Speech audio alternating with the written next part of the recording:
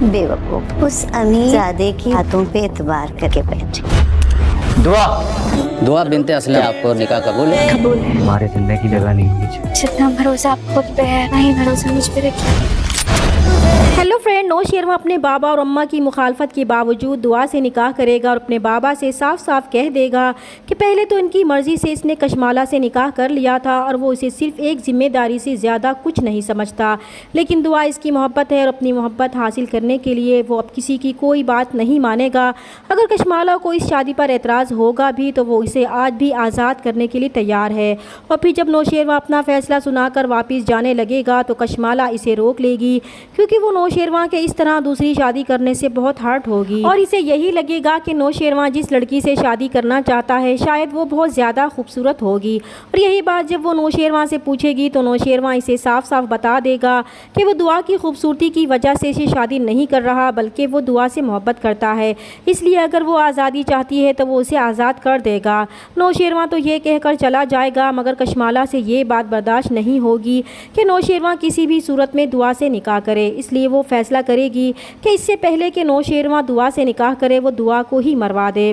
दूसरी तरफ जब काफ़ी देर हो जाएगी और नौशेरवा निकाह के लिए नहीं पहुंच पाएगा तो मैडम जुनैरा दुआ पर तंज करने से बाज नहीं आएगी, क्योंकि मैडम जुनैरा को यही लगता है कि नौशेरवा भी सिर्फ वक्त गुजारी के लिए दुआ से निकाह करना चाहता है और जिस खुशफहमी में वो मुब्तला है बहुत जल्द इसकी ये गलत फहमी भी दूर हो जाएगी। इसीलिए वो दुआ से कहेगी कि वो तो बहुत बेवकूफ़ निकली थी जो इस अमीरजादे की बातों पर एतबार करके बैठ गई थी, क्योंकि ये अमीरजादे इन जैसी लड़कियों से सिर्फ दिल बहलाते हैं, इन्हें अपने घर की इज़्ज़त नहीं बनाते।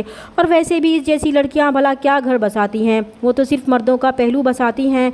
तो ये बातें सुनकर दुआ को अपनी बहुत बेइज्जती महसूस होगी कि वाकई नौशेरवा भी इसे धोखा देकर चला गया था, तभी तो ये सब लोग इस पर हंस रहे थे। इसलिए वो गुस्से से नौशेरवा का दिया हुआ मोबाइल भी फेंक देगी और वहाँ से उठकर जाते हुए अपने जेवर भी उतारने की कोशिश करेगी। तो इसी वक्त नौशेरवा भी वहाँ पहुँच जाएगा और दुआ को इस तरह जाते देख कर इसे पुकारेगा तो दुआ रुक जाएगी और मैडम जुनैरा भी हैरान होगी कि इनका अंदाज़ा गलत निकला था।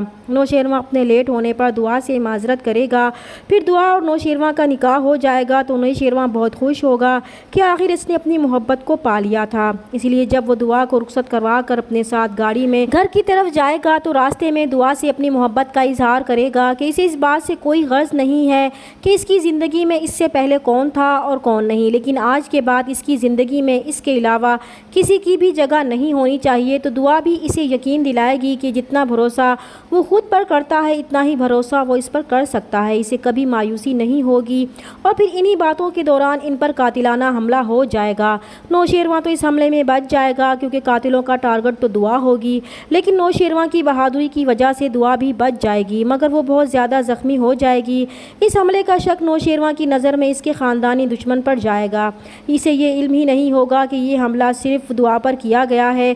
जब कशमाला के आदमी से ये बताएंगे कि दुआ सिर्फ ज़ख्मी हुई है, इसे नौशेरवा ने बचा लिया है, तो कशमाला बहुत ज़्यादा गुस्सा होगी कि इसने तो इन लोगों से हमला इसलिए करवाया था कि वो लड़की ना बच सके। और यहीं पर नौशेरवा की माँ कशमाला की बातें सुन लेगी।